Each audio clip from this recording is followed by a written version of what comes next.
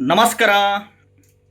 ನೋಡಿ, ಆರೋಗ್ಯ ಪ್ರಾಪ್ತಿಗೆ ಆರೋಗ್ಯ ಚೆನ್ನಾಗಿರಬೇಕು ಅಂತಂದರೆ, ಉತ್ತಮ ಆರೋಗ್ಯ ಚೆನ್ನಾಗಿರ್ಬೇಕು ನಮಗೆ ಅಂತಂದರೆ, ಮೊದಲು ನಾವು ಒಳ್ಳೆಯ ಆಹಾರಗಳು ಸೇವನೆ ಮಾಡಬೇಕು. ಸೊಪ್ಪು ತರಕಾರಿಗಳು, ಕಾರ್ಬೋಹೈಡ್ರೇಟ್ಸ್ನ ಕಡಿಮೆ ಮಾಡಬೇಕು.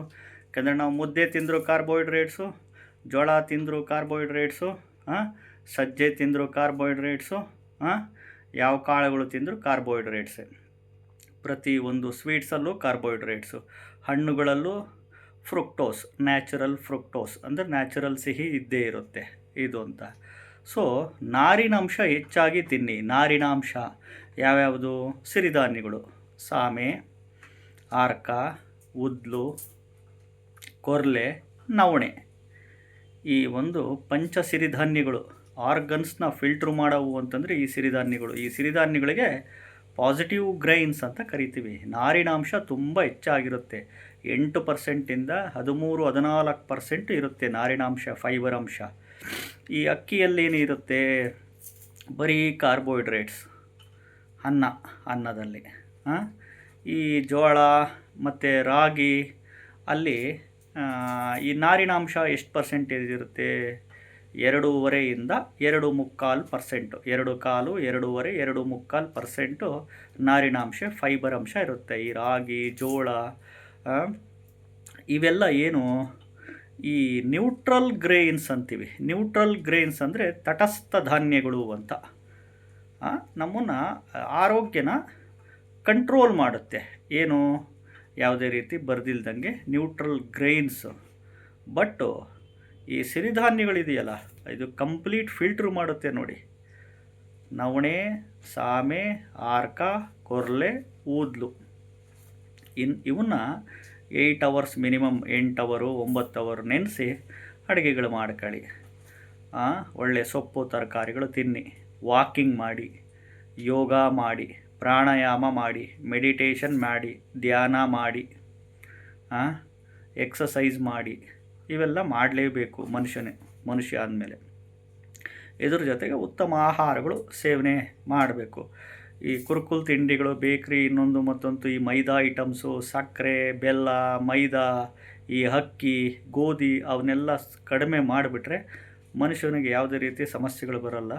ಈ ಗಾಣದ ಎಣ್ಣೆಗಳು ಅಂತೀವಿ, ಕೊಬ್ಬರಿ ಎಣ್ಣೆ, ಈ ಶೇಂಗಾ ಎಣ್ಣೆಗಿನ್ನ, ಈ ಮಾಮೂಲು ಬೇರೆ ರಿಫೈನ್ಡ್ ಆಯಿಲ್ಗಳಿಗಿನ್ನ ಈ ಕೊಬ್ಬರಿ ಎಣ್ಣೆ, ಗಾಣದ ಎಣ್ಣೆ ಅಡುಗೆಗೆ ಬಳಸಿ. ತುಂಬ ಒಳ್ಳೆಯದು, ಆರೋಗ್ಯಕ್ಕೂ ಒಳ್ಳೆಯದಾಗುತ್ತೆ. ಇಲ್ಲಾಂದರೆ ಏನಾಗುತ್ತೆ? Heart problems, sugar, BP, thyroid, ಅದರಿಂದ ಈ ಎಲ್ಲ ಸುತ್ಕೊಂಡ್ಬಿಡ್ತಾವೆ ಮನುಷ್ಯನಿಗೆ. ಆಹಾರದಲ್ಲಿ ಕಂಟ್ರೋಲ್ ಇರಬೇಕು ಮನುಷ್ಯ. ಮತ್ತು ಜೊತೆಗೆ ಇದೊಂದು ಮಂತ್ರ ಪಠಣೆ ಮಾಡಿ. ಯಾವುದು ಮಂತ್ರ? ಮೃತ್ಯು ಸಂಜೀವಿನಿ ಮಂತ್ರ. ನೋಡಿ, ಹೆಸರಲ್ಲೇ ಇದೆ, ಮೃತ್ಯು ಸಂಜೀವಿನಿ ಮಂತ್ರ. ಗಾಯತ್ರಿ ಮಂತ್ರ ಪ್ಲಸ್ ಮಹಾಮೃತ್ಯುಂಜಯ ಮಂತ್ರಕ್ಕೆ ಮೃತ್ಯು ಸಂಜೀವಿನಿ ಮಂತ್ರ ಅಂತೀವಿ. ಓಂ ಭೂರ್ಭುವಸ್ವಃ ತತ್ಸವಿತುರ್ವರೇಣ್ಯಂ ಭರ್ಗೋ ದೇವಸ್ಯ ಧೀಮಹಿ ಧಿಯೋ ಯೋ ನ ಪ್ರಚೋದಯಾತ್. ಜೊತೆಗೆ ಓಂ ತ್ರ್ಯಂಬಕಂ ಯಜಮಾಹೇ ಸುಗಂಧಿಂ ಪುಷ್ಟಿವರ್ಧನಂ ಊರ್ವಾರುಕಮಿವ ಬಂಧನಾನ್ ಮೃತ್ಯೋರ್ಮಕ್ಷ್ಯಮಾಮೃತಾತ್. ಈ ಗಾಯತ್ರಿ ಮಂತ್ರ ಪ್ಲಸ್ ಮಹಾಮೃತ್ಯುಂಜಯ ಮಂತ್ರಕ್ಕೆ ನಾವು ಮೃತ್ಯು ಸಂಜೀವಿನಿ ಮಂತ್ರ ಅಂತೀವಿ. ಮೃತ ಸಂಜೀವಿನಿ ಮಂತ್ರ, ಮೃತ್ಯು ಸಂಜೀವಿನಿ ಮಂತ್ರ ಪಠಣೆ ಮಾಡ್ತಾ ಬನ್ನಿ. ಉತ್ತಮ ಆರೋಗ್ಯ ಇರುತ್ತೆ. ಇನ್ನು ಒಬ್ಬೊಬ್ಬರದ್ದು ಬಾಡಿ ನೇಚರೇ ಹಂಗಿರುತ್ತೆ. ಏನು ಆಹಾರಗಳು ತಿಂದರೂ ಕಾಯಿಲೆಗಳು ವಾಸಿಯಾಗಲ್ಲ. ಎಷ್ಟು ಆಸ್ಪತ್ರೆಗೆ ತೋರಿಸಿದ್ರು, ಅಲೋಪತಿ, ಹೋಮಿಯೋಪತಿ, ಆಯುರ್ವೇದಿಕ್ಕು, ನಾಟಿ, ಯಾವುದೇ ಆಸ್ಪತ್ರೆಗಳಲ್ಲಿ ತೋರಿಸಿದ್ರು ಕಾಯಿಲೆಗಳು ವಾಸಿಯಾಗಲ್ಲ. ಯಾಕೆಂದರೆ ಅವ್ರ ಬಾಡಿ ನೇಚರ್ ಒಬ್ಬೊಬ್ರದ್ದು ಹಂಗಿರುತ್ತೆ. ಜೊತೆಗೆ ಈ ಒಂದು ಆಹಾರಗಳಲ್ಲಿ ಕಂಟ್ರೋಲ್ ಭಾಳ ಪತ್ತೆ ಇದ್ದರೆ ಆರೋಗ್ಯ ಚೆನ್ನಾಗಿರುತ್ತೆ. ವಾಕಿಂಗ್ ಮಾಡೋದು, ಎಕ್ಸಸೈಜು, ಧ್ಯಾನ, ಮೆಡಿಟೇಷನ್ನು, ಯೋಗ, ಪ್ರಾಣಾಯಾಮ ಮಾಡಲೇಬೇಕು. ಹುಷಾರಿಲ್ಲ ಅಂದರೆ ಆಸ್ಪತ್ರೆಗಳಿಗೆ ಹೋಗಿ ಡಾಕ್ಟ್ರುಗಳ ಹತ್ರ ತೋರಿಸ್ಕೊಂಡ್ಲೇಬೇಕು. ಜೊತೆಗೆ ಈ ಒಂದು ಮೃತ್ಯು ಸಂಜೀವಿನಿ ಮಂತ್ರ ಪಠಣೆ ಮಾಡಿ. ಒಬ್ಬೊಬ್ಬರು ಬಾಡಿ ನೇಚರೇ ಹಂಗಿರುತ್ತೆ. ಏನು ತಿಂದರೂ ಆಗಲ್ಲ, ಅಲರ್ಜಿ ಇರ್ತತೆ, ಒಬ್ಬೊಬ್ರಿಗೆ ಕೆಮ್ಮು, ಅಸ್ತಮಾ, ಈ ಮತ್ತು ನಿಮೋನಿಯಾ ಒಂದು ಇರ್ತವೆ ಅವು. ಯಾಕೆಂದರೆ ಅವ್ರವ್ರ ಬಾಡಿ ನೇಚರ್ ಹಂಗಿರುತ್ತೆ, ಒಬ್ಬೊಬ್ರದ್ದು ಅದು ಏನೂ ಮಾಡೋಕ್ಕಾಗಲ್ಲ. ಟ್ರೀಟ್ಮೆಂಟ್ ತಗೋಣ ಅಂತ ಟ್ರೀಟ್ಮೆಂಟ್ ತೊಗೊಬೇಕು. ಜೊತೆಗೆ ಈ ಮೃತ್ಯು ಸಂಜೀವಿನಿ ಮಂತ್ರನ ಪಠಣೆ ಮಾಡ್ತಾ ಬನ್ನಿ ಪ್ರತಿದಿನ. ಟೈಮಿಂಗ್ಸ್ ಏನಿಲ್ಲ, ಯಾವಾಗ ಬೇಕಾದರೂ ಪಠಣೆ ಮಾಡಿ, ಟೈಮಿಂಗ್ಸ್ ಏನಿಲ್ಲ. ನಿಮಗೆ ಯಾವಾಗ ಫ್ರೀ ಇರ್ತೀರೋ ಆ ಟೈಮಲ್ಲಿ ಪಠಣೆ ಮಾಡ್ತಾ ಬನ್ನಿ. ಉತ್ತಮ ಆರೋಗ್ಯ ಪ್ರಾಪ್ತಿಯಾಗಬೇಕಂದ್ರೆ ಈ ಮೃತ್ಯು ಸಂಜೀವಿನಿ ಮಂತ್ರ ತುಂಬ ಪವರ್ಫುಲ್ ಮಂತ್ರ. ಇನ್ನು ಜಾತಕದಲ್ಲಿ ಹಂಗಿರ್ತವೆ ಗ್ರಹಗಳು, ಈ ದುಸ್ಥಾನಗಳಲ್ಲಿ ಈ 3ನೇ ಮನೆ, 6ನೇ ಮನೆ, 8ನೇ ಮನೆ, 12ನೇ ಮನೆ, ಈ 4ನೇ ಮನೆ ಹಿಂಗೆಲ್ಲ ಕೂತ್ಕೊಂಡು ಇದ್ರದ್ದು ದಶಾಭುಕ್ತಿಗಳು ನಡೆದಾಗ ಮನುಷ್ಯನಿಗೆ ಅನಾರೋಗ್ಯದ ಸಮಸ್ಯೆಗಳು ಬರೋದು, ಏರುಪೇರು ಉಂಟಾಗೋದು, ಪದೇ ಪದೇ ಆಸ್ಪತ್ರೆಗೆ ಹೋಗೋದು, ಮೂಳೆ ನೋವು, ಕೈಕಾಲು ನೋವು, ಮಂಡಿ ನೋವು, ಪಾದ ನೋವು, ಏಜ್ ಆಗ್ತಾ ಸರ್ವೇ ಸಾಮಾನ್ಯ ಮನುಷ್ಯನಿಗೆಲ್ಲ ಕಡಿಮೆ ಆಗ್ತಾ ಬರುತ್ತೆ, ಇದಾಗುತ್ತೆ. ಅದಕ್ಕೋಸ್ಕರ ಸಿರಿಧಾನ್ಯಗಳು ಬಳಸಿ. ಸಿರಿಧಾನ್ಯಗಳು ನೀವು 8 ಅವರ್ ನೆನೆಸಿಟ್ಟು ಮಾಡ್ಬೋದು. ನೀವು ಆರಾಮಾಗಿ ಉಪ್ಪಿಟ್ಟು ಮಾಡ್ಕೊಳ್ಳಿ, ಪಲಾವ್ ಮಾಡ್ಕೊಳ್ಳಿ, ಕಿಚಡಿಗಳು ಮಾಡ್ಕೊಳ್ಳಿ, ಏನು ಬೇಕಾದರೂ ಮಾಡ್ಕೊಬೋದು. ಆರೋಗ್ಯಕ್ಕೆ ತುಂಬ ಒಳ್ಳೆಯದು. ಜೊತೆಗೆ ಆಸ್ಪತ್ರೆಗಳು ತೋರಿಸ್ಕೊಳ್ಳಿ. ಸೊಪ್ಪು ತರಕಾರಿಗಳು ತಿನ್ನಿ, ಮೊಳಕೆ ಕಾಳುಗಳು ತಿನ್ನಿ, ಜಂಕ್ ಫುಡ್ಡುಗಳು ಬಿಟ್ಟುಬಿಡ್ರಿ, ಬೇಕ್ರಿ ಅವು ಇವು. ಸಕ್ಕರೆ ಬಿಡಬೇಕು ಮೇಯ್ನು. ಸಕ್ಕರೆ, ಬೆಲ್ಲ, ಮೈದಾ.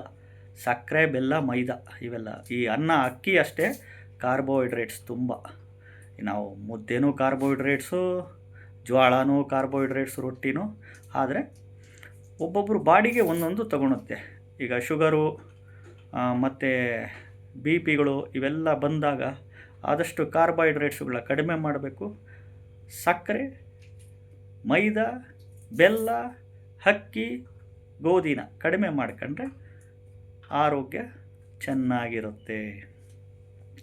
ಈ ಮೃತ್ಯು ಸಂಜೀವಿನಿ ಮಂತ್ರನ ಪ್ರತಿದಿನ ಪಠಣೆ ಮಾಡ್ತಾ ಬನ್ನಿ.